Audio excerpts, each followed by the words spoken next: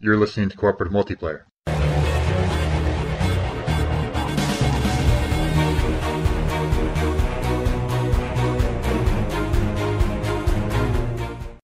The official podcast of the 4-in-1 Game Zone.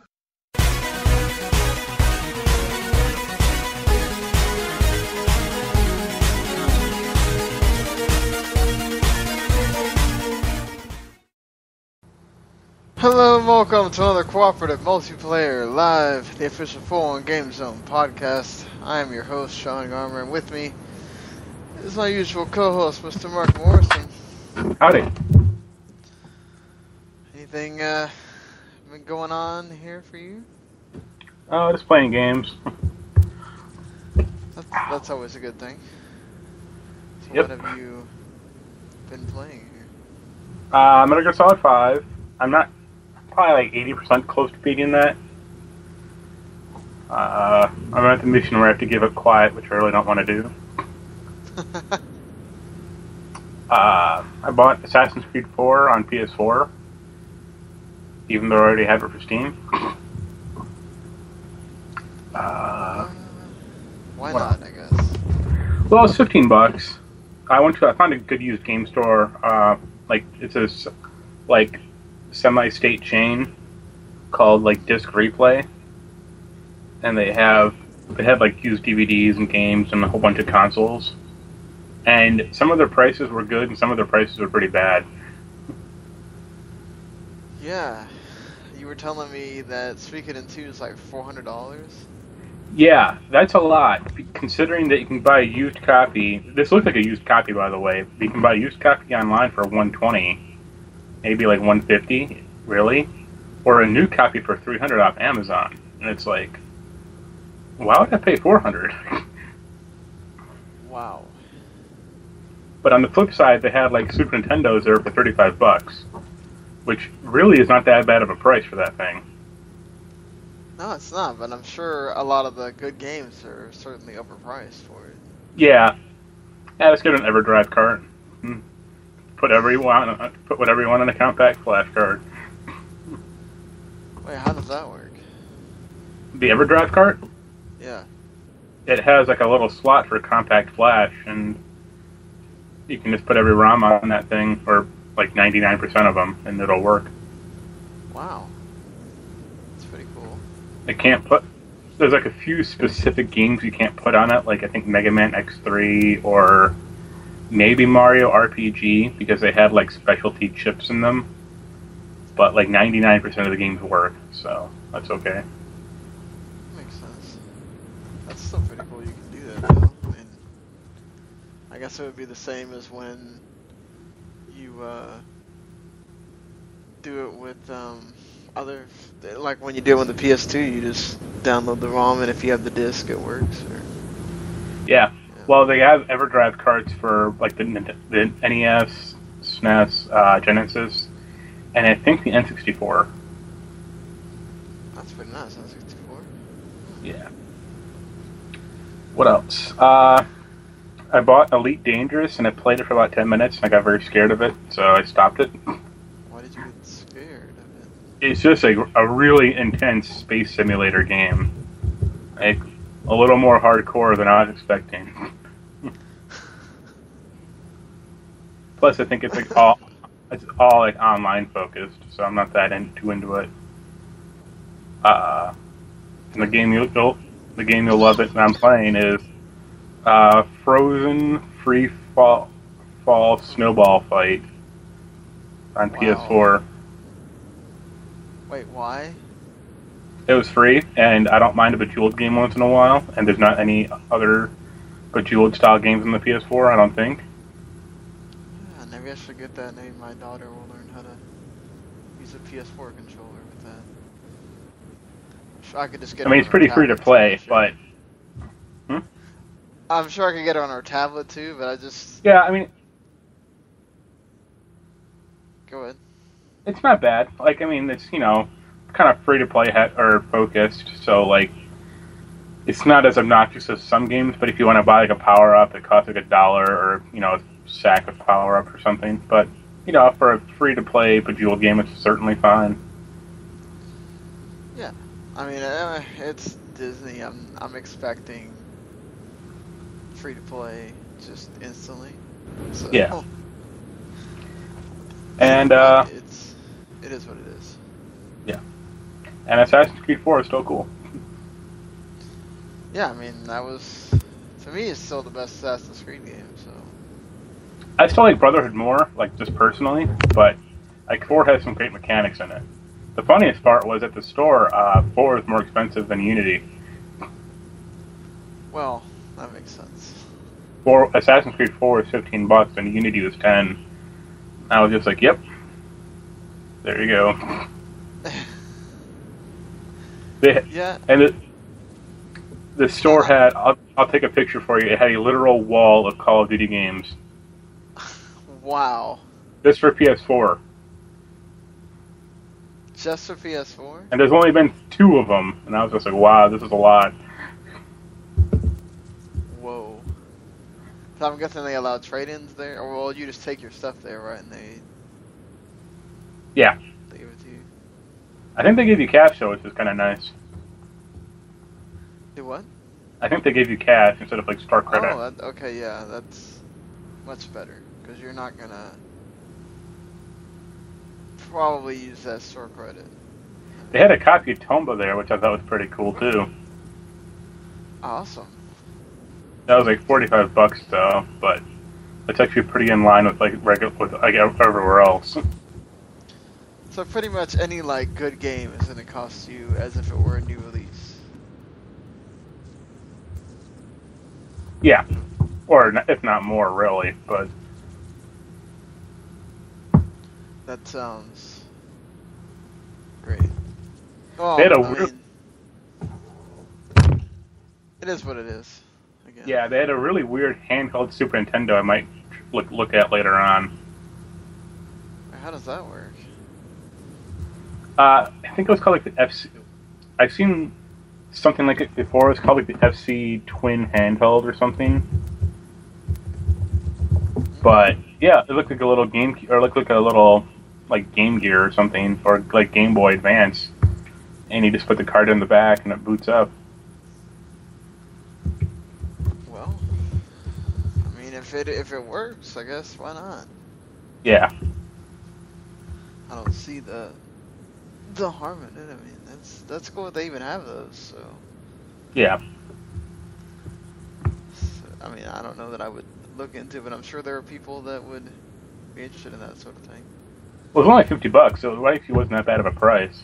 Yeah, it's called the FC 16 Go Portable. Nice. Yeah. So, anything else? Not really. I pre-ordered that Binding of Isaac DLC, and that's kind of about it.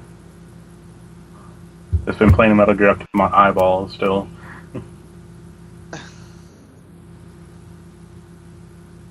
Metal Gear going crazy. Pretty much. Well, I mean, it's how are you gonna feel when you're done with it? Are you gonna I'm glad you're done with it, or are you gonna be? I'll probably be pretty glad because I'm doing like a lot of stuff right now that I'm just. It recycles a lot of the same content. Like, just the same areas over and over, so it kind of gets a little monotonous at times. But I'm trying to clear out every side mission, and so that's probably not a great way to play that game. But oh well. It works. Yeah. I mean, I've heard the same thing apparently happens in Witcher. Like, the last 10 hours is apparently the same thing over and over. Yeah, probably.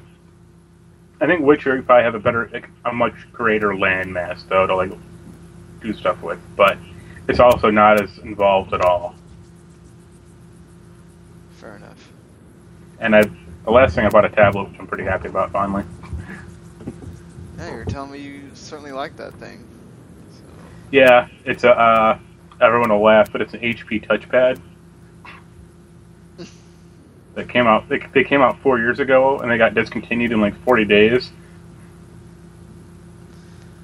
Hey, I mean, you picked up a treasure. It works.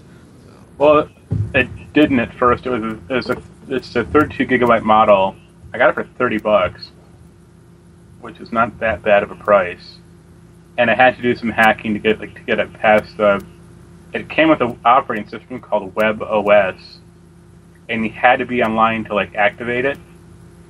But those servers don't exist anymore. So if you try to go online, it just says nope and kicks you back to this menu screen again.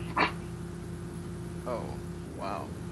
So I had to fiddle with that, and I got that working, and then I threw Android onto it today.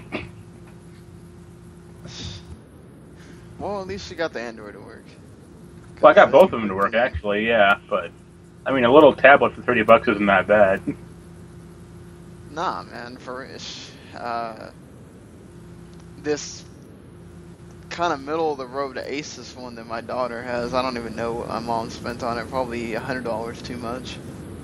Yeah. Is it solidly made, or is it very plasticky, or? No, it's actually well made. It's just, you can't run anything because it's not powerful enough. See, I'm actually pretty. Oh, go on. I mean, it works great for her, for the little things that she has to do, but I couldn't run anything on it myself. I tried to. I can barely get I'm surprised Netflix works on it. Yeah. See, I'm actually pretty surprised with this thing. I mean, it's 4 years old, but it runs Pinball Arcade pretty well. It chugs a little, when there's a lot of stuff happening on screen at once, but it's fine most of the time. It runs Fallout Shelter perfectly. Ran Hearthstone fine. Yeah, if it ran Hearthstone fine, that's a pretty good. But also, I keep going back to it's 4 years old. So I mean, considering it's still running these things pretty well, I think it was pretty well made, way back then. Yeah, I know for sure. I mean, her tablet kind of barely runs it. I mean, but it chugs and it's annoying. Yeah. So I'm yep, not worth playing on this. But yeah, I mean, it's had some problems, but I'm happy with it overall. I ordered the charger today also because the one bad thing about this thing is it just charges off a micro USB cable, which is fine, but it came with a custom charger they could plug into the wall that to charge off the computer or just off a normal outlet is 10 hours, and off this charger it's 2. So it's yeah, I think I want to grab that. I would too. I mean, I need to get a new charger for my phone because I lost the original one. The original USB cable got old and whatever torn up, so now it's really slow. And then this other USB cable that I got works, but it got old as well. And then all of a sudden it takes 5 hours for it to charge. Yeah. If it's at the bottom, and I'm I can't do that. I basically can't use it all day if I want to have it charged for work. And it's yeah, this is not working. Does your daughter's tablet vibrate? I think it does, depending on what I was shocked when this thing were vibrating in my hand. I'm what the hell? Yeah, it's I didn't even know about that either. I'm what? Because most Android doing something. Well, it's just most Android tablets now are just made really poorly, or yeah, real cheap. People buy them at Family Dollar. Big, unless you get one of the big brands, Yeah. But even then, you're shelling out a bunch of money for that. So more than $30. Well, certainly more than $30. You'll get lucky if you're not spending $150. Yeah. Well, this thing originally was $600, so. Yeah, well, that's a steal right there.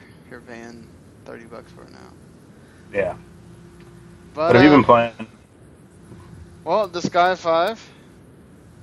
The embargo is officially up, so I mean there isn't a whole lot to say on it. I mean, it's like I said, it's this Gaia, and I haven't gotten to any of the really important stuff, I guess, what the hardcore players would probably care about was like the item world and stuff like that. I mean, I'm still kind of relatively pretty close to the opening part of the game. I've gotten to like the second world, and I mean, with all the other stuff I have to do, it's kind of tomorrow. Finally, I get an off day where I'm not doing something else, and I can actually sit down and play it for quite a few hours.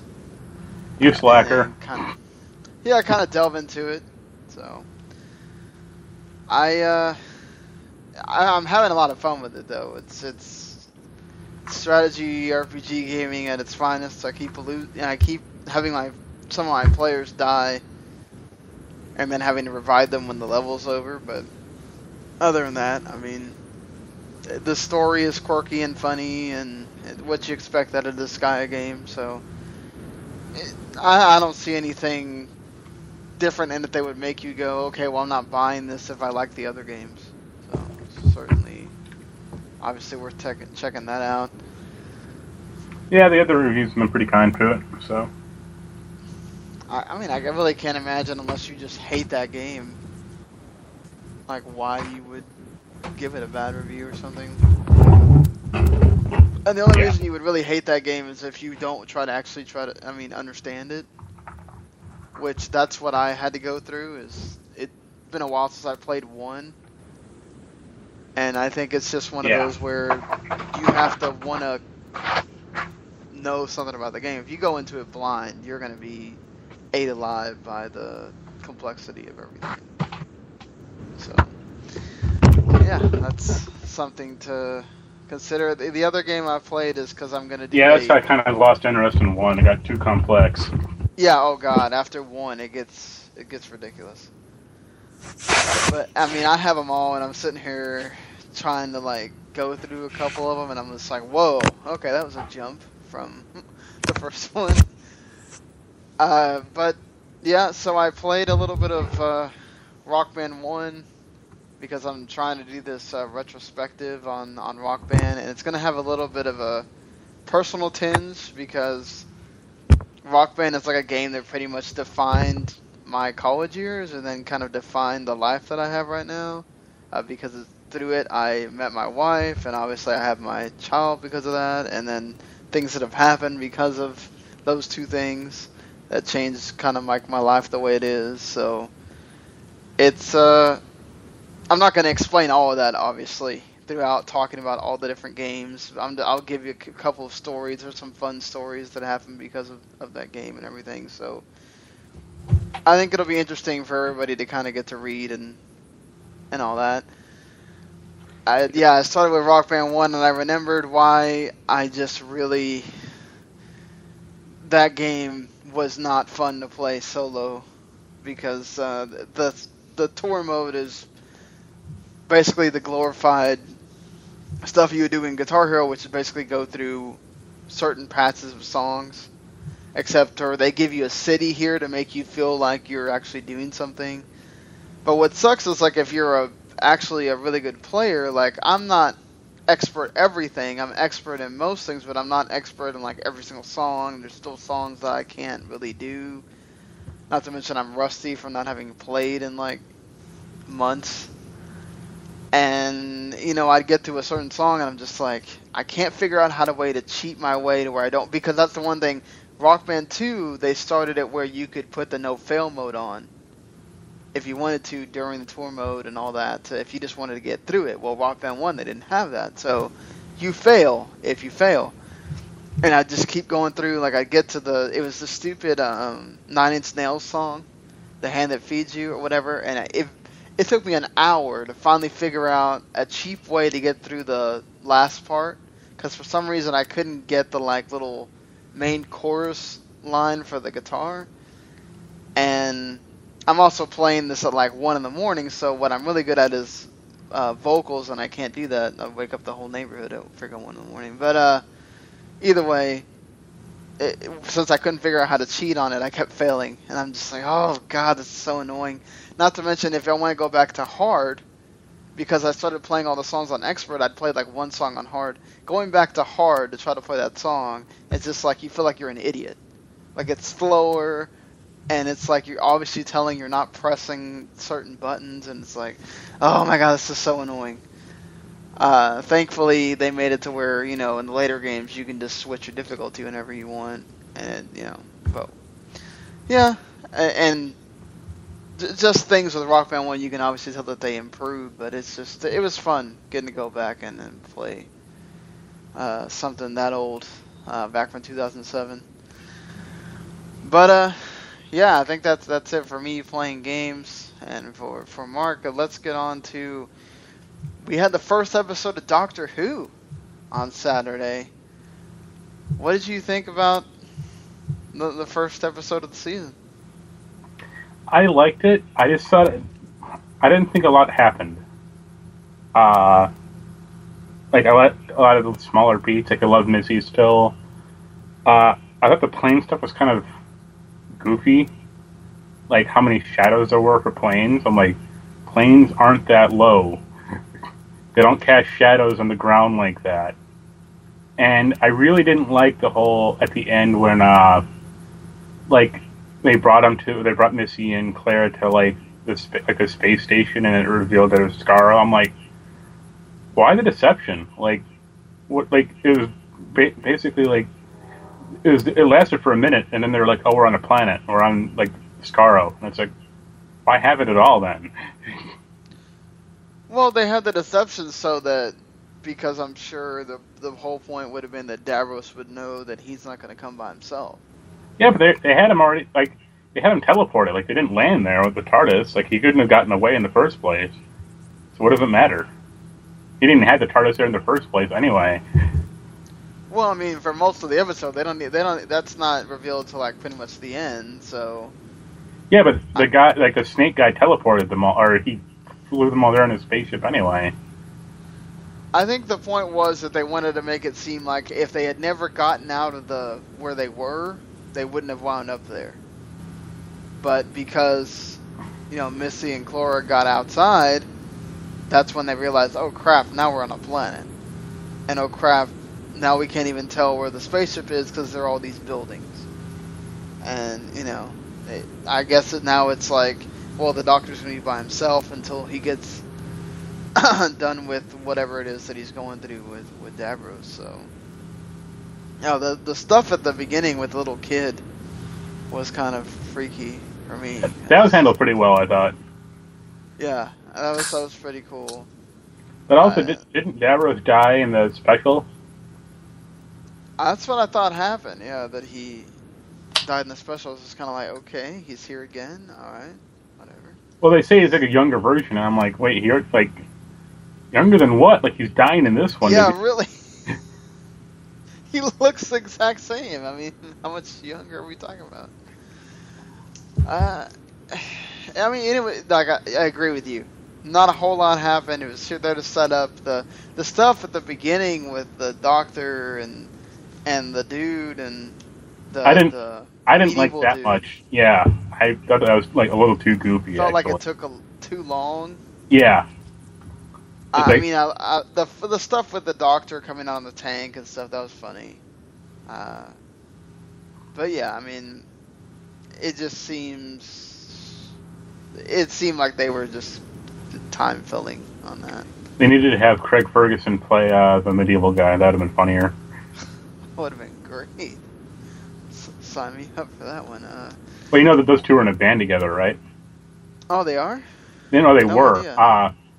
No, they were in a band together when they were both 20. Oh wow. When they were roommates together in Scotland. Oh, there you go. It's idea. I read Craig Ferguson's autobiography, and I think they were in a band called the Dream Boys. And I think Capaldi was the singer, and I think Ferguson was the drummer. And singer / guitar player.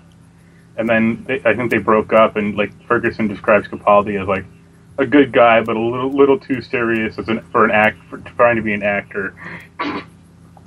Yeah, he really does come off that way, though, really serious, even doing interviews and stuff like that. I mean, this is an episode, obviously you gotta watch as the first one, but It seemed like there was parts where could have not had that and it would have been totally fine. Yeah. I mean, the stuff with Missy is always interesting because I still want to know how, like you said, how she became the master and all that. If we're going to get that story. Obviously, we found out, I think the day after we did the podcast, that it's official, Clara is leaving, or Jenna Coleman is leaving. I'm going to feel sad. I really like her, but I know there's a lot of people that don't. I mean, I read a lot of comment threads that were just like, "Oh hell yes, thank you," just, whatever. But yeah, I liked her. I don't think she's quite good for Capaldi though. Like just personally, like I think she's just a little. I wouldn't say too young, but a little too, I guess, immature or like naive in a sense. But I'm also glad I'm kind of done with the whole the Doctor love story thing. Yeah. It was nice to have one where it was obviously not going to be that.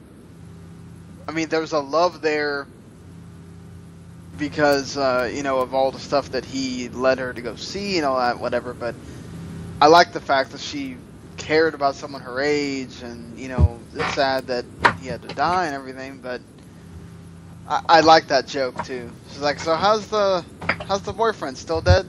Yeah, still dead. Like, yeah. But yeah, I mean, it's so and they did a lot with her. I mean, all the stuff they did with her is freaking crazy. And have her be the Doctor, and all the time traveling herself and all that. I mean, it's gonna be weird to see what they're gonna do with the next one. I mean, they'll just have it be like another omnipotent being or something. Probably. Like that's kind of. Do you want to see like someone? Maybe like Catherine Tate, a bit older for him then?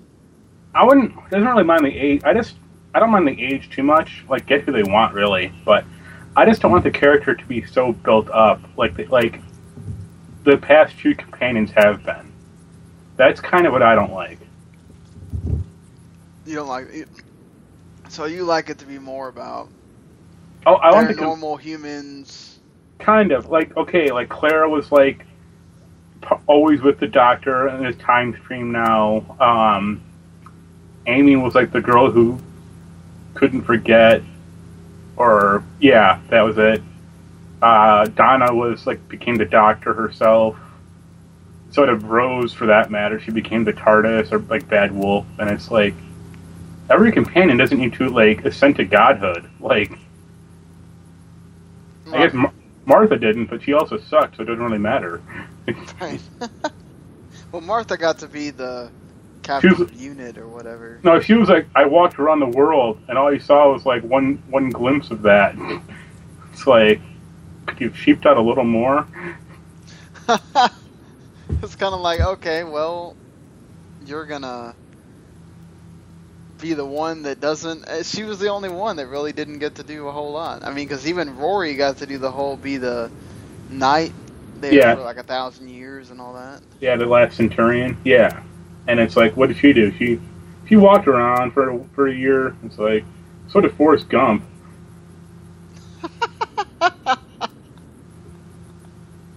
That's so true, but yeah. Oh man. Yeah, I mean, overall, good episode to start out with. Hopefully it gets better. We're probably going to get what we got last year with Capaldi, where some of them were real hits and some of them kind of missed. So, it is what it is. I think, by and large, though, like, Moffat's run has been a lot stronger than Davies, though. I would agree. I mean, there's a lot of people that hate Moffat, though. So, yeah, I don't get that. And it's like, who else would you want to do that show?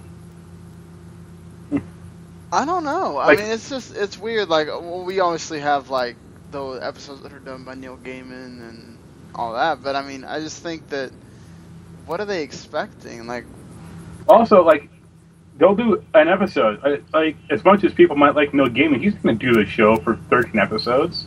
He's not going to, like, be the architect for it. He doesn't care. Oh, no. Yeah. He likes Doctor Who. He'll do an episode and that'd be it,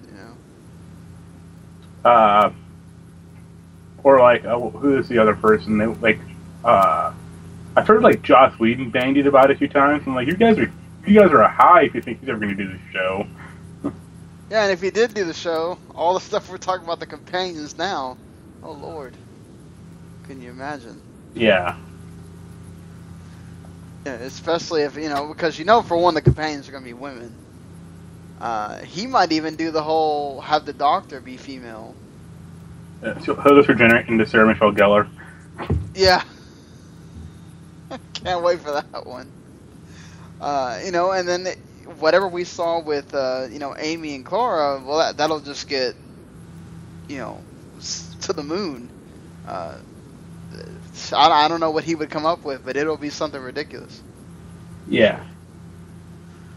So that's our Doctor. We were hoping Daniel would be on so we could have more people here talking Doctor Who. I did ask Jeremy, but he's going to go watch Black Mass. I think it starts right now for him, so hopefully it's a good movie that he's not wasting his money on or anything. But yeah, let's get into this week in games here. We did have the ending of the Tokyo Game Show on Sunday, and there was a few games that were missing. They did the announcement for Kingdom Hearts 2.8, but no Kingdom Hearts 3 footage or anything. You'd think they would have at least had something different there to show. Did they even have any audio footage for Final Fantasy 15? No, but I think they had kind of... Oh, no, they did. They showed more stuff for the story and all this other... They showed a few things. If I'm not mistaken. The Last Guardian was a bit weird not being there, too. Like, you made all the hoopla about it at E3. You'd think that they would... Well, all they would ever show for that is probably that trailer again. Or maybe like 5 more seconds of it. Yeah, and I'm surprised we didn't get anything from Scalebound either. But they did tell us a lot previously, so... I think everything else, we kind of got it. I thought we might get something from Pokémon Tournament from the Wii U, but I think that's probably one of those things they just decided to put on the Wii U and had not done any development on it. I honestly don't think that game is going to look how it is in the arcade. Oh, it's not. It's not. And that's kind of a bummer. It'll be a slowed down version, but if you never played in the arcade, would you really be able to notice, though? Well, I think people might look at a trailer for the arcade version and then look at this one and go, "Wait a minute, this looks like ass. What happened?" Well, the Wii U is obviously not an arcade machine. That's what happened. If you really think that you're going to be able to get the same consistency, you are fooling yourself. I mean, speaking of Nintendo, though, a patent got revealed, which this isn't the first time. This happens a bunch of times now with the NX. And we still don't even know if this has anything to do with the NX at all. This could certainly just be, it looks like a Wii U gamepad, or a smaller version of the Wii U gamepad at least. It also sort of looks like a 3DS, which, again, has me thinking about the whole hybrid console and whatever, which I still think that's what we're going to wind up getting here, is all the stuff with a wireless controller. And I mean, it doesn't make any sense for them to go into mobile and then you're going to keep making a 3DS or whatever your next 3DS is going to be, and keep making the NX or whatever. Just put it all into one package, and that way you only have 2 things to worry about. But, do you really think this is an NX patent here, or I don't know. A concept? It might be, but I have serious reservations about just the power of that thing. And, it has to be at least on par with, I wouldn't say a PS4 and Xbox One, but maybe one generation behind. And if they expect that thing to be handheld, that's going to cost some money. Yeah, I mean, the thing is, can it? Isn't the Wii U sort of a little bit better than the 360 and PS3 though? Like 5%. Like not. I would say like even some games look worse on the Wii U than the 360. Well, it would have to at least be 50% of the PS4 and Xbox One, or nobody's buying that thing. That's the thing is I mean, I want them to do well, but I just think Nintendo is like too far behind technologically to like get caught up. I mean, I can totally see what you're saying. I mean, they would either have to come up with another gimmick again just to get them through the next couple of years, and then when already have something else that's more like an actual console for when you actually get to the next generation or whatever. But it's just, to me, I didn't even think about it like you were saying. If you're going to have a wireless controller that detaches and basically serves as like a Vita, yeah, we're talking about minimum $400 console. Yeah. Which I mean, if you're thinking about it, let's put the Wii U and Nintendo 3DS together. That's $500. Exactly. So, I mean, you're basically paying for both systems in one. I mean, it's not really... I don't think it's necessarily that expensive. I mean, you're already paying that for the other consoles. I mean, it's all about... The people who are going to buy this anyway are the people that love Nintendo. I just feel like if they can do it, and they can do it well, and you can actually go out somewhere and play your 3DS games, and you don't have to be connected online. That's my issue too. Is if you have to be connected online at all, you're going to run the same problem like the Vita, where it's either got to be Wi-Fi, or you're going to have to sell a different version that has the 4G or whatever, and then that's going to cost more money. And come on, it's Nintendo. You know they'll never do a console online.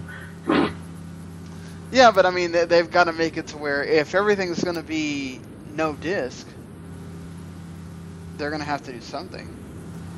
Oh, bring back cartridges.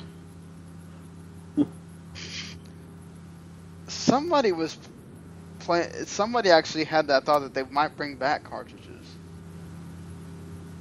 I was listening to. I forgot who it was. I was listening to this podcast, and they kept going on and on about the fact that it could be that Nintendo's bringing back cartridges. I was like, could that even be a possibility for them, honestly? I mean, they do it still for the 3DS, but that's a whole different deal. It's not realistic, I would say. I mean, I could see them going to a different kind of media altogether, but not cartridges. Well, they'll go like SD card, just in proprietary format, so... Right. It's just it would also cost them so much to... Yeah, that's the other thing. To make it, it's like, you know, you're already making a console that sounds expensive, if this is what it is. And then you're going to add more expense to it. I mean, you're going to have to really take a loss on it. Not to mention, if you want to, I think realistically, they're going to have to come out at like a $350 to get people to buy it. Yeah. Unless it's got this crazy thing. If it's a hybrid console, I think you can maybe push the 400, but if it's not, and it's not going to have any kind of crazy gimmick, I don't know. I think it's almost suicide to have it come out at the same price as the other ones. You're making it so that nobody buys it again. Yeah.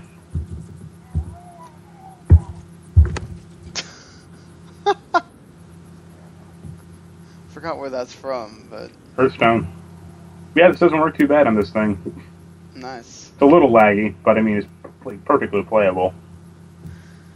Yeah, I mean, speaking of, you know, Michael Pachter, once again, has to speak his mind on the whole, he thinks consoles are going to be dead. He says the console install base is as big as it's ever going to get. This generation is not going to be bigger than the last generation. We're going to be about the same. Wait a minute. Isn't this generation already outselling last generation by like 50%? Does this guy even do the research that he's talking about? I mean, he's an analyst for, I think it's Procter and Gamble, some like financial company. So, I mean, he plays games, but he's just there to kind of make educated guesses, like for basically hopes. So, I wouldn't trade too much stock in what he's saying. Like, the game market's always going to expand because more people are going to get into games more and more, at least until the whole thing eventually crashes. But he calls it this is the last real console cycle, he says. I don't mean that Microsoft and Sony and Nintendo will go bankrupt and shut down. They won't. Each of them will make another console. Some people will buy them, and the next console cycle will be to this console cycle with the 3DS is the DS. That 3DS is selling about 15 million units a year. The DS had 5 consecutive years where it sold more than 26 million. So about half as big. So when I say that this console cycle is the last console cycle, the reason is that console games shouldn't require a console. And I'm not talking about the cloud. Is that true? That we shouldn't have a console the way it is then? Should they be all set-top boxes at that point? No, because the graphics aren't there, or the power's just not there in a set-top box. Period. Yeah, because you can't do anything with the set-top. I mean, whatever you set it at, I can't imagine you have a set-top box that can hold the power of any of those consoles. Also, the Xbox One was trying to be the set-top box. It's like you can plug a cable in here, and everything can be controlled by your voice or the remote or Kinect, and no one wanted that in the first place. I think it's just one of those where Microsoft marketed it wrong. Had they marketed it as a second feature to the thing was, when they came out and announced it, they made it all about that. There was hardly any games, so the gamers didn't want it. And then you have to think about too, the people that don't have cable, they're not gonna buy that. They can just buy a Roku for $50. So you're telling the families to go ahead and have their $100, $150 cable, but then buy this $500 console so you can stick your cable into it and have it on all the time. Who's gonna do that? Yeah. You're just gonna turn your TV on and watch the cable box. That doesn't make any sense to me. I don't think that they thought that through, honestly. But I don't think they thought a lot of things about the Xbox One through. Yeah, just a lot of the Xbox One seemed really weird. I've never used it. The TV thing. It's a nice idea to have. But, again, why am I not just going to... What, because I don't want to press the input button? Come on. Just is dumb. I have a little HDMI switcher on my TV, so it works just fine. Yeah, it auto detects and everything. Oh, that's nice. Yeah, I don't have it, but still, I don't... And before, just for some reason, stupid Comcast doesn't let you use the input button. When I had DirecTV, I could just use my same remote, and it wouldn't even matter if I lost my old remote, which happens. The remote that goes to my actual TV, sometimes I don't know where it is. Yeah. And I'm just like, oh crap! Now I can't get off the Xbox One or the PS4 thing. I'm stuck on it until I find the remote. I can't watch TV. But yeah. I had this stupid $70 or $80 universal remote, so that's all I use. Nice. Wait, why? Yeah, it controls everything. I can put in any code and it works fine. Oh, okay, yeah, that makes sense. And it has a little touchscreen in it, which I find really goofy and funny. That's cool. I didn't know they made remotes with touchscreens. It's only an inch big, but it's still funny. Whatever works for these people. Yeah. But yeah, so getting out of talking about death of consoles, which they're not going to die. People just keep believing in it, whatever this idiot keeps saying. But hey, I know you're excited. I'm still behind, so it's kind of whatever for me until I catch up. But Life is Strange Episode 5 coming out in about a month. Yeah, they're shooting for October 20th, but they may hit it, but they may not. But I at least appreciate them trying to have a date. Because, like, when was the last time, like, Telltale did that? No, Telltale just says, "Oh, we're coming next week." Yeah. Like, if they missed a date by a week or two, like, that's still fine. But I mean, at least they're trying to say, like, it'll be hopefully be done by then. Yeah. I mean, I think at the latest, like the first week of November. Yeah. But yeah, I'm looking forward to that thing a lot. I hope it lives up to what it started out, like what it set out to do, and yeah. Well, you liked episodes 3 and 4, right? Oh yeah. 4 gets a little weird, but yeah. Should be good then. I just want to play it, and then I want to go back through it all and make all the right choices. Don't you hate that when you're like, damn, I should have made this choice. Oh well. Well, a lot of the things in that game specifically, like you don't even know that happened. Right. There's some of them you won't even go through if you don't go to the certain path or whatever. Well, I think one of them was like, I think in the second episode, it's like, did the bird live or die? And I was like, wait, what bird? And then I played through that section again in like another save, and it's like, a bird flies into a window, and you have a very short window of opportunity to like let it live. And I was like, I didn't even see that in my official game. Yeah, weird. But that's cool. Like that's certain choices that you really have to be paying attention in order to see it. Yeah. It's not like Telltale where they basically every choice is spelled out. They're gonna remember that, so you know. It's like, okay, so I know which decisions I made. Well, also and which ones didn't. Yeah, but also every Telltale game is like so binary, or it's just like, this is the choice. Do you want to make this or this right now? Right. It's also alluding that you really are making the choice because you're really not. Yeah. I know you care about this a lot. I'm not a big Mega Man person, but Mega Man Legends hitting PSN. You gonna buy it? No, that's a bad one, or one of the bad ones.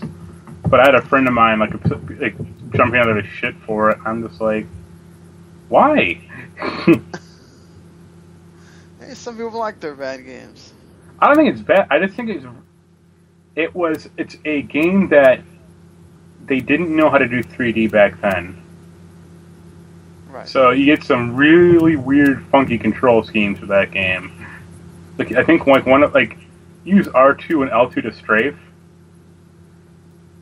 and it's like, this feels awkward. Why? This feels really awkward. Thank you for Or just making this game more difficult than I would need it to be. I think it's like L1 and R1 strafe, and then R2 and L2 like look up and down because they didn't map no one ever thought to map the camera control to the right analog stick.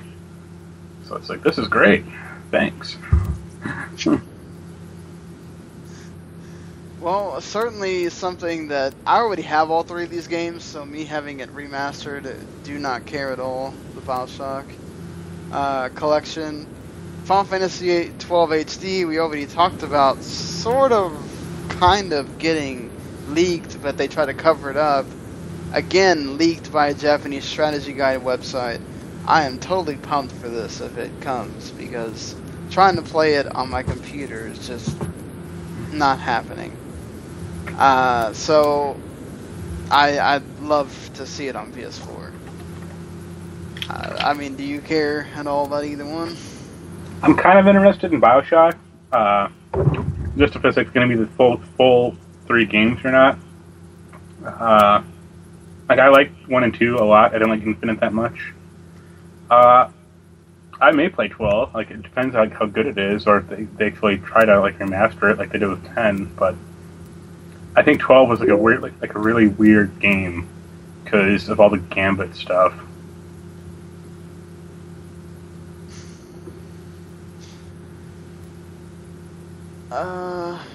Yeah, I mean, that's one of the, I've already explained myself a bunch on here before about Final Fantasy XII was just one of those where it came at a time where I really wasn't too experienced in gaming. I kind of just did a lot of sports games, RPGs, and a couple of other things here and there. So now that I've kind of branched out a lot and played WoW and other MMOs and stuff, I might appreciate that game more. But they still have to change a few things, which they probably won't, because it's not a remake, it's a remaster. I'm sure, and just the whole exploring and all that stuff that got crazy, and the story was just wow. I mean, it was all over the place. So just like every other Final Fantasy game. Yeah, but I mean, this one was just, it felt like not only are you going all over the place, and it seems like you're never getting there, the story's all over the place. But it set the stage well for, I guess, what Final Fantasy XIV became, even though they had 11 already. But it was like the MMO light version or something. Yeah, but the first Final Fantasy XIV bombed hard. Oh yeah. I think they had to fire everyone who made it. Well, thankfully they made a much better one afterwards. Any interest in that Xbox Elite controller coming out in a month, basically? Not if it wasn't $150. Yeah, I think that's so funny that, like, Phil Spencer was like, well, we didn't make this thing so that everybody would just want to drop their controller and buy this one. This is for, like, the hardcore gamer or whatever. I'm just like, well, I mean, if you have that kind of money. Well, I guess it's the same people that'll buy those big-ass headsets. I don't have $150 to spend on a headset. But I guess you have the money for that, you can buy the controller. If that was true, they wouldn't be including that controller in the new Xbox bundles. Well, yeah, but that's not the only bundle there is. Yeah, but the $500 1TB bundle, that's the controller you get. Oh, really? Yeah. I still don't know if I want to play with that controller the whole time. It's just too many buttons I'm looking at. Too many things, In my day, we only had 16 buttons, and we liked it. Yeah, you only had the 4 face buttons, and that was it, Unless you got the 64, then they went crazy. Then you didn't use half the controller, because no one ever did. Yeah, like, the C buttons were just so annoying, and then the Z button? Like, who seriously thinks of putting a button all the way in the back of the controller? Only Nintendo. That was actually fine, because your hands naturally fit right at that Z trigger. But, like, the left, the D-pad and the L button, no game ever used. Right. Because your hands just didn't naturally fit into that groove. Except for No Mercy, which made you have to use the D-pad, and then you can only use the joystick for No Mercy and WrestleMania, all those games, Aki games, the joystick was basically your special thing, and you still had to use the D-pad. Which was a little annoying. But I didn't even know about this, but apparently, like, you listed here on our document that the voice actors might be striking? Yeah, for specifically against video games, apparently they're getting like pretty low rates for a contract negotiated in like the mid-90s, when almost no game used voice acting. So now that they're actually in use, they still have this old contract that they're kind of pissed about.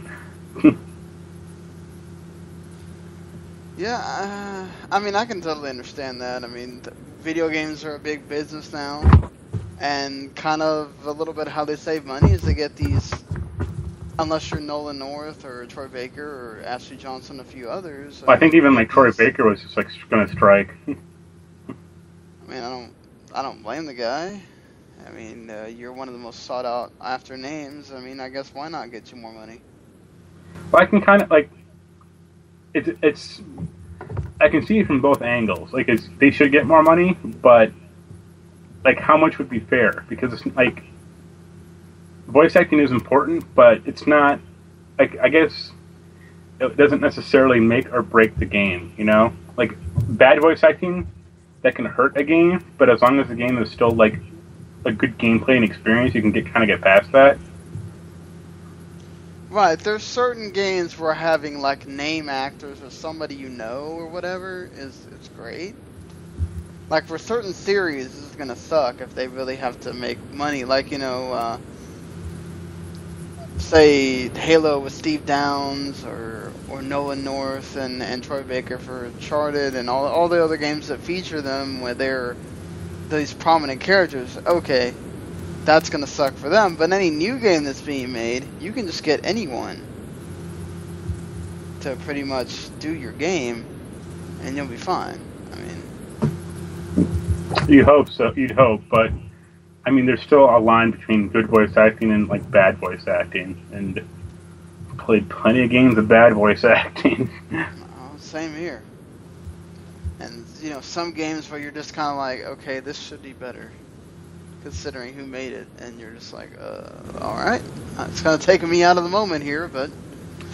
Like, I guess I don't know the I don't think anyone knows the contract like that they're working from. It's like you get $10 an hour or $1,000 an hour, but you know, we'll see what happens. So, what's this deal with Kickstarter? Oh yeah, two good dramas. The first was there was a Kickstarter for a game called what was it? I think it was like Until Dawn or Unsung Hero. It's supposed to be like a spiritual sequel to Final Fantasy Tactics, and it was billed as like a single-player, story-driven RPG, strategy RPG, and it went off the radar for almost a year, which is always a good sign. And then I remember hearing that name, and then like you said, just. I think like one of the big Tactics, the Final Fantasy Tactics guy was involved, maybe like the director or. I don't know, some Japanese guy. That's always how you frame that. But it went from a single player like story driven like strategy RPG into now a multiplayer PvP focused game, and people are pissed because that's not what people want. Oh like yeah, definitely. They have every right to be pissed. I'd be pissed too. That's not the strategy game that I want to play either. Yeah, there's no multiplayer in Tactics, I don't think. It's been a while since I played that game, but I don't remember there being a big fat online button anywhere in that thing. And the other one was about, I think I mentioned about a month ago, a guy named Derek Smart was trying to sue Star Citizen for like bad account practicing and all this other like really weird like behavior, and their lawyer fired back and said he's an insane bankruptcy-ridden troll who hasn't produced a game in 20 years. Ouch. But I read the response and it was really funny. What was the gist of the response? Like they listed out like when the guy started like making accusations, they tried to mail back his check, but he like wrote on a fake address, so they had to like send it out again, like a courier this time, to make sure he got it. And like it was basically like, wait, you have a few bankruptcies under your belt, and you want to accuse us of bad accounting practicing? Like, are you high? Yeah, agreed on that. So he sounds like an idiot. And I hope they crush him. I hope they countersue and crush him. Okay, so to get this straight, not the guy that's making Star Citizen. No, that's a guy named Chris Roberts, I think. Is that his name? Yeah, I think that might be his name. But the other. Somebody else involved with the game. No, he only backed it on Kickstarter. That was his only contribution. He backed it for $250. Okay, and what is he complaining about? He says like the game has been delayed for so long that it's bad, that it'll never come out or live up to what insane things he wants it to, and he's like suing because he thinks the money is just being used badly. Okay. Yeah, I mean that's to me that's sort of hard to prove in court. Not to mention the court still doesn't understand nothing about video games, So when you're going to try to explain to them that you need the money for this, you need the money for that, you need the money for this, a judge is probably just going to look at that and be like, you know what? We'll just go with the company. I don't have like a lot of. I think Star Citizen is a tad weird, but I think they are using most of that money to fund that game, even though it'll come out in like 2022. It'll come out around the same time as Final Fantasy 15. Ouch. And but I don't think they're like everyone's like at the office like having money fights or jumping around in a money bin or anything. Yeah, I don't think they're doing that either. I think they are trying to actually make this. I just think that they tried to do a little bit too much with it. They asked them. Yeah. They had so many goals. Yeah, it overextended itself way too much. But I mean, they promised the moon, and that's what people hopefully are trying to want. Yeah, and then not to mention they took it from a strategy game. Now it was like they added some FPS stuff in there. It's just like, Lord, way too much stuff in one deal happening here. Kickstarter. I don't think games like that ever do particularly well. I don't think it's going to be this big game or anything. So, it is what it is. I mean, Phil Spencer says he is not a big fan of third-party console exclusives. Doesn't think or doesn't know that this is he was just asked about Final Fantasy XIV Realm Reborn ever coming to Xbox One, basically, and he says, well, it all came down to pretty much a deal with Sony, and that he's not big on third-party console exclusives. He'd rather have things that are different aspects of the game, sort of like the Fallout 4 mods and EA Access and whatnot. And technically, Tomb Raider is not completely exclusive to that console either. You gotta wait a year, but it's not completely exclusive. How do you feel about exclusive third-party titles? Obviously, you gotta have your first-party ones, but aren't they publishing Scalebound? Yeah, but that's Platinum is making that game for them. It's not. Yeah, but it's still third party. Like, is this guy high? I don't see it the same way because it's a Microsoft game that they just basically told Platinum, here, can you make it? It's not like Sony. It's the same thing as Sony getting in bed with Street Fighter. No, Platinum owns Scalebound. That is their game. Right, so it's like Sony getting in bed with Capcom for Street Fighter V. Yeah, but Sony's not one bitching about third-party exclusives because they have them. I think different. I think it's a different deal, as in, like, okay, Square Enix has Final Fantasy XIV. Well, they won't put it on our console because they have some kind of deal with Sony. Sony didn't have anything to do with that game. I don't think that's the problem. I think honestly that's more a problem of Microsoft does not want to open up Xbox Live to that type of thing. Well, they already did it with 11. Yeah, but that didn't work well. And no one cared about 11 at that time because it's kind of too late. Yeah, but obviously Microsoft would have to open it if they wanted to do it. He didn't say no, I don't want to. I think. Well, also, I think the problem with that also would be like they don't want to cross-pollinate with PC and like PS4 players. That could be true. Also, Square Enix would then have to develop it for the Xbox One, make everything work on Xbox One, different deal than PS4. Like, Microsoft historically has been very against opening up Xbox Live to that type of thing. Like, they have in the past, but look at the number of like MMOs on PS4 compared to Xbox One. I mean, I don't really know any that are on PS4 than Realm Reborn. the Justice League game or the DC game. Oh, the DC game, but then Xbox has Smite, Neverwinter. PSO 2 is coming to PS4. I thought they're coming to both now because of that company getting bought out. I thought it was just PS4, but whatever. But I mean, Sony historically has just been a lot more open to that type of thing.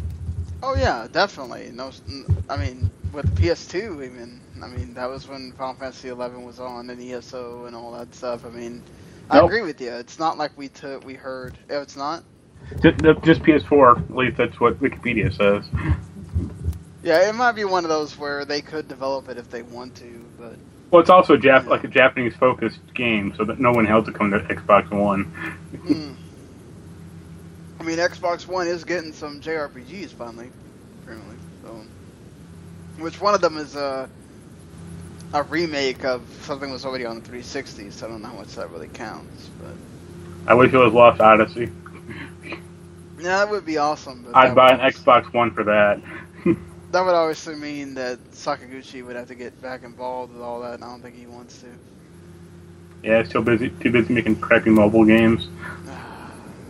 That's good use of his talents. Makes me sad. Such great talent going to waste there. Looks like a Konami. Yeah, definitely, just like Konami, with them announcing that they have... Well, actually, it hasn't officially been announced. It's a report that has come out. Not that it's surprising at all, because they have made no bones about the fact that they are ready to go into mobile full time. They are halting all AAA game production except for the Pro Evolution series because it obviously makes them money. They're not that dumb. They actually can compete with. They can't compete with FIFA's licenses, but they can surely compete with the soccer hardcores that swear by the Pro Evolution Winning 11 series, whatever. I mean, is this pretty much the end of Konami as we see them now? It was the end for Konami about a year ago. I think Metal Gear was just their last. That was it, because their other franchises have kind of crashed and burned for the most part. Like Silent Hill didn't get made. Like that was a catastrophe. The last few Castlevanias were not great, to say the least. They were trying to rip off God of War. Like, the first one was okay. It was pretty bland, but it was okay. But, like, it should have just tried to be its own thing. Contra sucks. The last two Contras have sucked. They haven't made a good Suikoden game in a decade. Since Suikoden 5, for God's sakes. It's like, they don't care. Why should we? No, I mean, and they stopped doing Suikoden stuff, period, when the last... When the DS game bombed, because it didn't have anything to do with the series. Right, exactly. It doesn't make enough money for them, so they don't put their heart and soul into it. I mean, it's like Metal Gear, the soccer game, and... I mean, that's so dumb to me still that they wouldn't get the Silent Hills game made. I honestly think that once the... guy who's the CEO of Konami dies, that they'll get back to console gaming. I think he is like the big driving force for this mobile gaming stuff, because he sees it as like a short-term you can whip out a game in 3 months and it'll sell, but like there's no longevity there at all. Like look at big companies like Rovio or Zynga or King. Like they were popular for a year or two, and now look where they are. Yeah, I mean, well, for one, I think Rovio just got too ahead of itself. It tried to milk everything it could out of the Angry Birds, even making, when you're making pillow covers...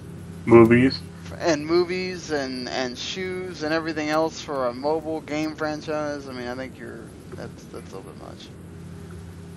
But it just, and then Zynga just, Facebook gaming was never going to be this. I mean, it kind of is, but it's still all about your phone and all that. And I think that they kind of hopped in bed on the wrong deal there. But Not to mention, Don Magic was there, so that kind of screwed them too. I just I don't want Konami to end up like those companies. Yeah, I don't want to either. So much history, so many great games. Do you think that they could get to the point where they're like THQ, where they start selling off some of their properties? I'd hope so. I really would, but I don't. I think they're going to be like Disney. They'll hold on to those things to the bitter end because I think they're going to do shit with them. But what does it matter? I could see them certainly taking some of these franchises and doing stuff with them. I mean,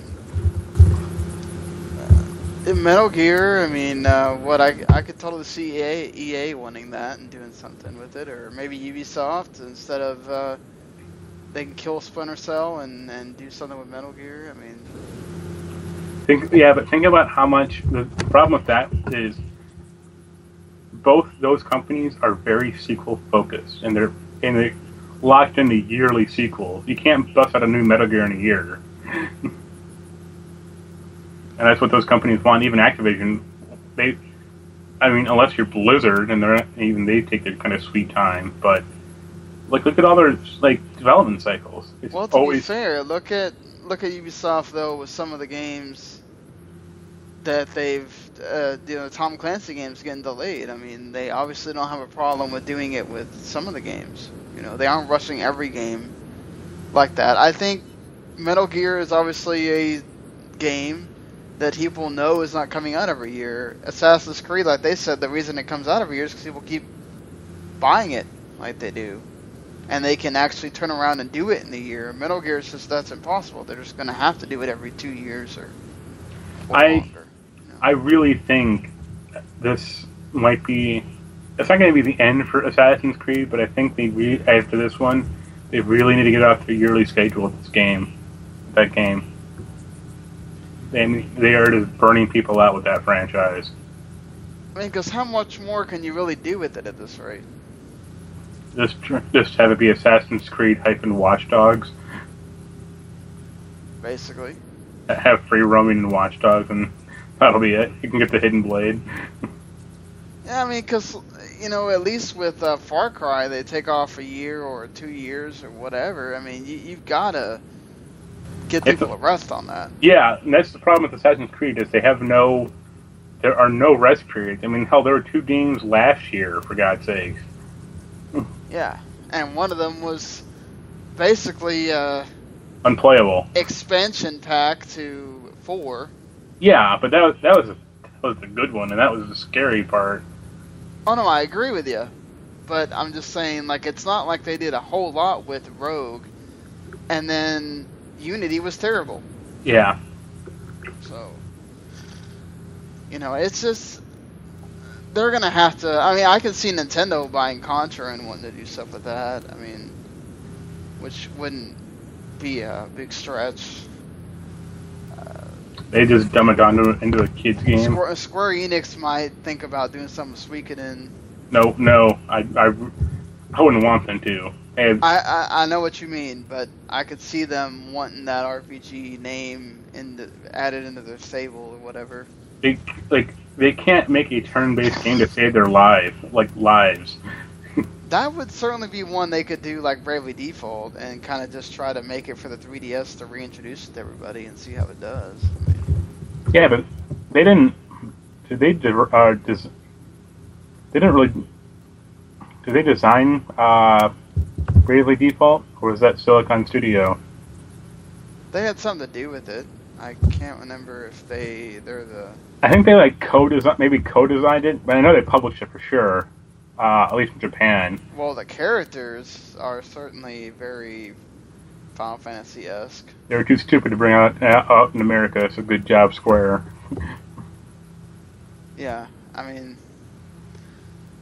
there's certainly things that can be done. I think Konami's going to try to hold on to them as much as they can and see what they get out of it, but I just can't see. I mean, I wouldn't be surprised if we get like a Metal Gear Go or type game. Other than that, I mean, Well, it's baffling that Acid has never come to phones. Yeah, exactly. But maybe they just think that the name, because of it being on a system not a lot of people had. Maybe, but I mean, you could always put it out and see what happens. Like, I can't imagine that would take a lot of work to put it on an iPhone. Yeah, I can't imagine either. But it, we'll have to see what Konami even tries to do. They could just make a bunch of new IPs for all we know. Make a Suikoden slot machine. Hey, that'd be cool. You have to get all 107 stars of Destiny in the same row to win. Well, how do we know in Japan that there's not a Suikoden? Oh, there probably is somewhere. So, moving away from Konami here, we did get. This was the week for delays. We had Hitman delayed.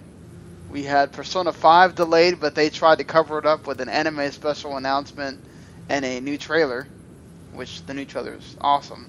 But, Star Fox Zero was delayed, announced by Miyamoto, and then also Naruto Shippuden 4, which, significantly less people care about that game. But Persona 5, they're basically saying, they want to make sure that they polish it up. Star Fox Zero, this is the one that kind of, I wonder, and Adam brought it up in the 4PC, that if they realized that maybe looking at the Wii U pad and then having to play the game on the screen or whatever doesn't work, and that they're going to have to retool it. I think Todd brought up that maybe it's also going to be an NX launch game. Can you imagine the launch lineup of Star Fox and Legend of Zelda? I think definitely you're going to have a lot of people wanting to buy the NX. I think if they did that, it would actually piss a lot of people off because they've already been announced as Wii U exclusives for Wii U games. So if they were like, well, we're just going to make it for the next one, screw all you Wii U corners. The thing is, I don't think they're going to announce that until... If anything, we'll get what we got with Twilight Princess, where it's both. Yeah, but that was also coming out, right at the same time as when the Wii U launched. Right, but they can easily do it. Like, they can do it with Zelda for sure, because who knows when that's coming out, but if Star Fox is going to come out, supposedly in March, they can't say 8 months later, oh, here's the Wii U version, or here's the NX version also. No, true. They could still maybe do an NX version for when it comes out. That's a little bit different or stuff like that. So. Remember when they made the 3DS and that Kid Icarus game? With the stupid Circle Pad Pro? Oh god, Circle Pad Pro is so dumb. I fully imagine, that they are actually honest about, them saying that they just want to make the game better, but I don't think they care if it's going to be awkward as hell to play Star Fox Zero with the tablet. I don't think they care. So let's be get used to it. So why do you think that they're delaying this one? This fight is not finished. Right. Or they need to add in more rabbit sounds for the voice acting. Yeah, Hitman also, they just needed time to finish the levels and the content. I never thought it would come out in December. It seemed like really quick. I just don't think that there is a big enough audience for Hitman. Hitman's not the series that you're going, oh, I love Hitman, I'm going to play this. For some people it is, but that's a very small percentage of people. And the last one showed kind of that problem because they tried to make Hitman more of an action game, and it kind of blew up in their faces.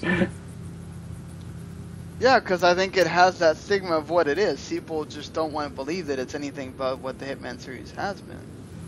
Yeah, it's a very methodical, slow, basically sniping game. Yeah, the Hitman Go game for your mobile is actually really good. Yeah, I heard that Tomb Raider one was pretty good also, but... But you know why? Because that game is built around the sniping thing. and it's a much better run game that way. Yeah. And all the extra fluff they have to put into the big game to make it seem like it's worth $60. Well, also the problem is like, and I think for Hitman, was it Absolution? Was that the last one? I don't think so. Yeah, I think it was. It was one for like 360, and No, I think it was Absolution. yeah, they're like you can kill these targets in so many different ways. You can poison their lunch or drop a chandelier on them. It's like, why? Who cares? I have a sniper rifle. Let me get far away and I'll just pop them in the head and move on. I guess they thought that might be turning people off. So let's just give them different ways to play so that it feels like there's more replayability. I don't know. If I remember right, though, I think Absolution was one of the lowest selling Hitman games. Yeah, I mean, you know, the trailers they showed and stuff, I said it. Like, they kind of got me into wanting to play a Hitman game. I'm not going to lie about that, but, you know, they can't expect... This is going to be the same thing like with Tomb Raider. If it doesn't hit a certain number, they're going to consider it a failure, and then they're going to screw the fans that really like that game. And which, I mean, I don't blame them in a certain way, because these AAA games just cost so much money to make now. That's the thing. Hitman does not need to be a AAA game. And it shouldn't be. Like, Yeah. Square is so dead set on making, like, every game AAA that it's like, no, every game does not need to be that way. And that's your problem for the past few years is, look at how much money you dumped into Final Fantasy XIII. Like, did you make that back at all? Even with those two crappy sequels? Nope. That's on them, I guess. I'm bummed about Persona though. Like I knew that wasn't coming out this year, but it's still depressing. And that trailer showed a lot more gameplay looking footage than I thought. Yeah, I really thought that this game would come out in 2015. They kept hyping and kept saying it would, and then, no. You seem like you were telling me you were kind of worried about the release when they moved it to, that they may not even come out then. Well, I doubt it'll come out. They can say that they're like localizing it the same like now, or the same as in Japan, but it's Atlas. I doubt it. Yeah, you're probably right about that. Like, and honestly, it's fine. I wouldn't be surprised if they are, though, because they know this is a huge game. I mean, it's... Even though Persona Dancing All Night just came out, we still have to remember not everybody has a Vita, so... Yeah, how long was that localization, though? Felt like it took 2 years rather than to do all that. Even though it was only a year, but... Jeez. That is the thing, is like... That is just a dancing... Or, I mean, there's some story in there, but that is like just a... Well, the reason that took a long time is the visual novel, too. So there was a lot to... Yeah, but how much more is going to be in this RPG? Right, that's true, too. Well, speaking of... I mean, I think you mentioned it. I mean, you have 2 different copies of Type 0. Well, we're getting a whole different... parallel universe of Type 0 coming to PC. They showed a little trailer of it. Are you interested in this at all? No, because I played Type 0 on the PC and it ran like garbage. But this one is going to be made for the PC. You think that it would be better, right? No, Square has shown little knowledge of what to do with the PC. It's also coming to mobile. That doesn't help matters. Like, don't get me wrong, like Tomb Raider ran great in the PC and so did Hitman, but those were like IDOS joints, so I don't think Square had anything to do with them. Yeah, agreed on that, but I'm gonna give it the benefit of the doubt. I think what they're saying is it was set in a parallel world. It'll feature the action RPG gameplay because it's kind of like Type 0, but it's going to have online multiplayer. and it's sort of like they're calling it the evolution of the Agito, which is that tech demo that they showed at E3 a long time ago. Wasn't that Final Fantasy 15? Yeah, and wound up being Final Fantasy 15 and all that stuff. Apparently it's going to launch next year in Japan. They're apparently only considering it right now for the US and Europe. I mean, I like Type 0 and everything. I don't know that I would play like a total constant online version of it. I don't think online would work well for that game. Like, I know the PSP version had it, but it's a different mindset in Japan versus America.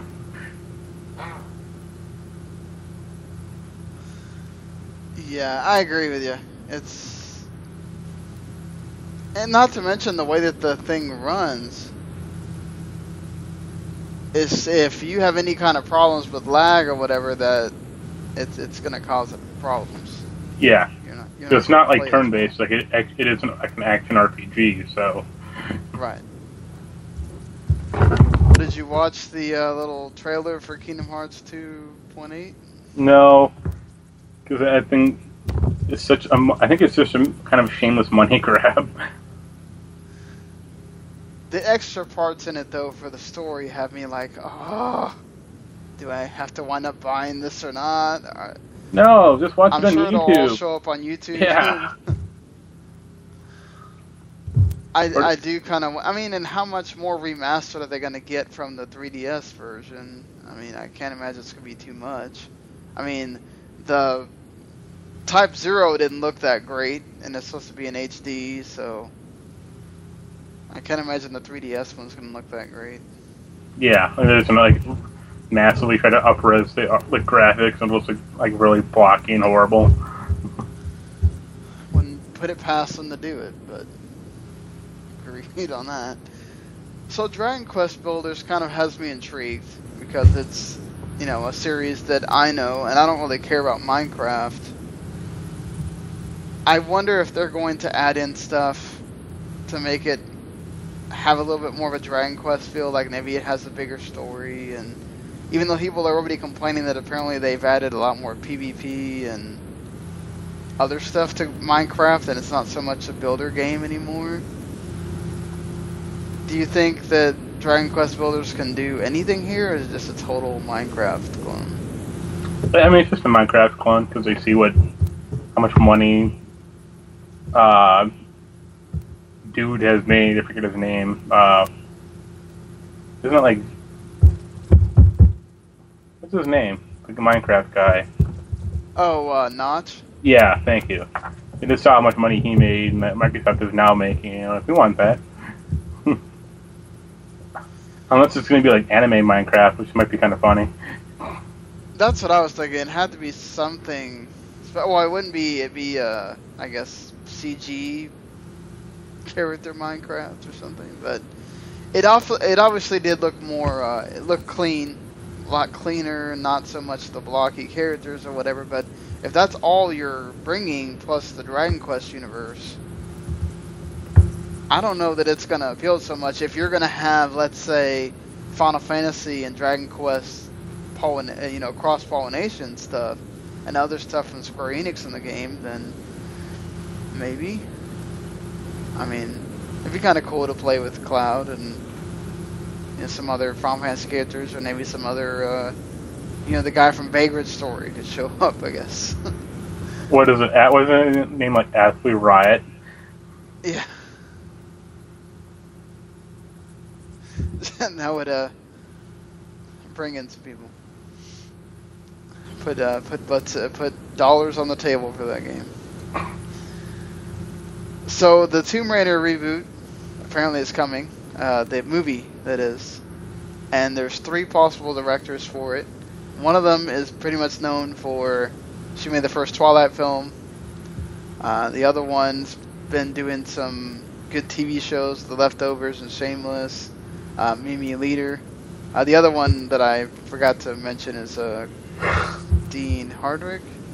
Yeah, and Catherine Hardwick. Yeah, Catherine Hardwick, sorry. And then I have this stuff here, and I'm sitting here, and Catherine Bigelow was behind the Zero Dark 30, Strange Days, and certain other big Hurt Locker. Obviously, Bigelow has the name. I mean, I don't know. I don't pay much attention to directors, honestly, that much, unless I really know who they are. All I care about is that Tomb Raider is actually good. Of those three, I think the only shot would be Bigelow, because she's the only one that's like had action, at least somewhat action movie knowledge. Right. I still wouldn't want any of those three women. I would want like probably Lexi Alexander, like she did Punisher and Green Street Hooligans. She'd be good. I think she's turned it down, which is good because I don't think a Tomb Raider movie would like play that well. And the other choice, which would be really funny, would be Angelina Jolie.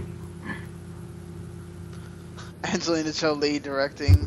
Yep, that's what I want. That'd be great. If they ever do make a Tomb Raider movie, I actually want Camilla Luddington to play like Laura. I think that'd be good for her. Yeah, I don't see why not. No, I definitely think that. They probably want like a bigger name, but it's like, well, she's. I just hate that. You don't need to do that. If she's already knowing the video games and all that, why not? To go ahead and use her. It's not like she's bad looking.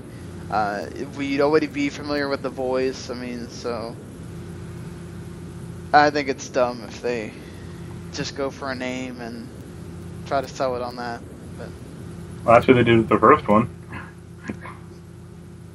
First but two. that was different. I think that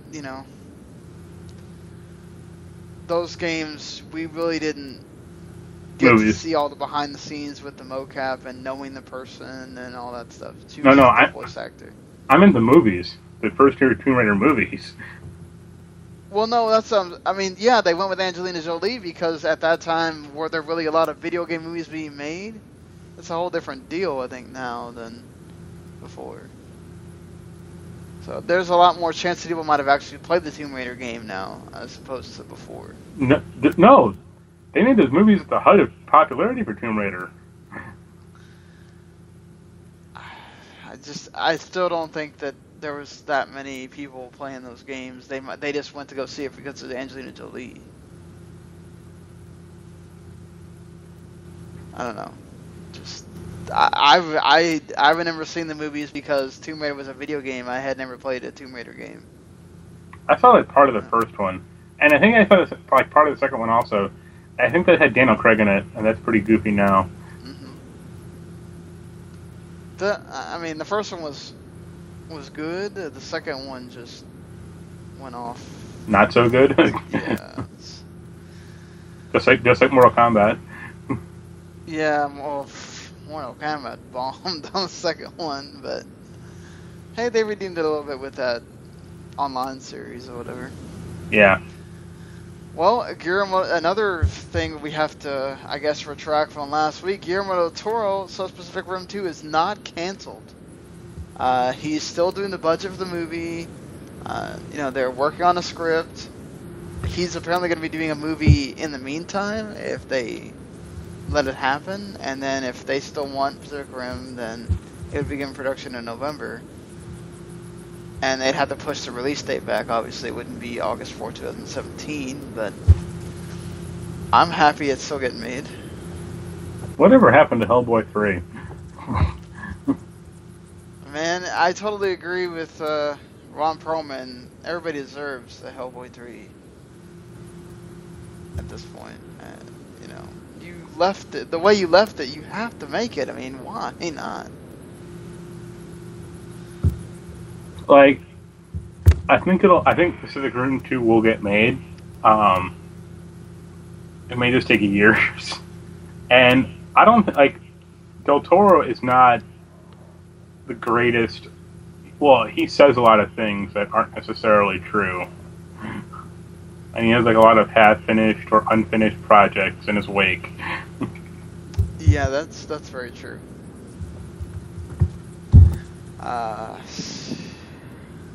I'm gonna say it gets made, but I don't have a lot of faith in it happening very soon. He's, like you said, he's very one of those that if people get in his way about making something, he'll just move on, and then, like he already said, he's done with video games, so, I mean, he could just become done with that franchise if they just keep making it annoying to be involved with. Yeah. Which I don't blame him in a way, too. It's like, why am I going to toil myself in this when I can go make something else? I mean, it's a bit of a bummer, but yeah.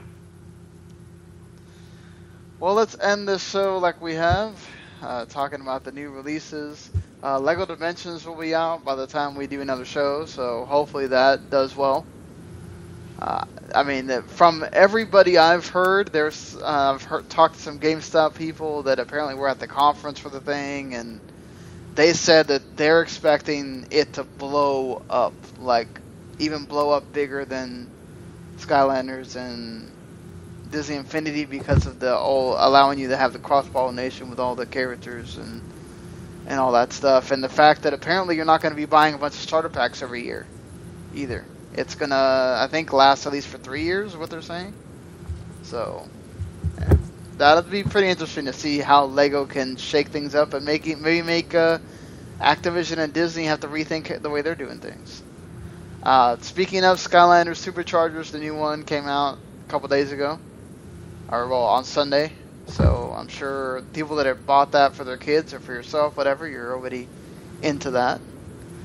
Soma, the PC PS4 horror game, already came out. Check that out. I've heard decent things. Afro Samurai 2 for the PS4. I'm sure everybody's just dying to play that. FIFA 16 is obviously the big, huge game that I'm sure will be continuing to break records.